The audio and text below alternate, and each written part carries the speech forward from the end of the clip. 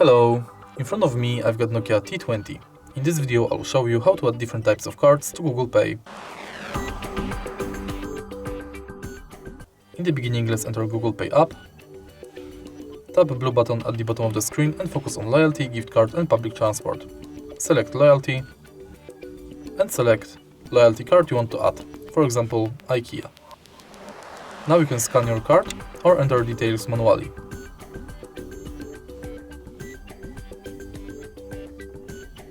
Then we've got gift cards, which are pretty similar to loyalty cards because you have to select shop, enter card number, PIN, balance, your notes and tap save.